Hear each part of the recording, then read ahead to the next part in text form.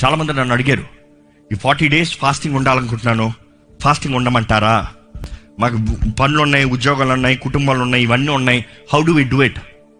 నేను ఒకటే సలహా ఇచ్చాను, మీరు ఉపవాసం ఉంటారో లేదో మీ ఇష్టం అండి.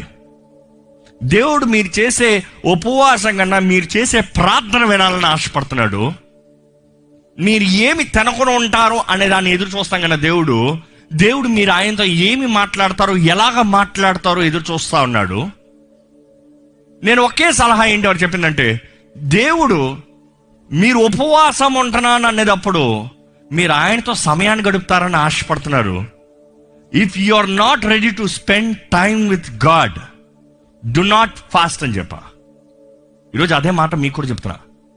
మీరు కానీ ఉపవాసం ఉండదలుచుకున్న వారు ఉపవాసం ఉన్నదప్పుడు ఆ ఉపవాసం ఉన్న సమయము ప్రార్థనలో గడపకపోతే దయచేసి ఉపవాసము ఉండకండి.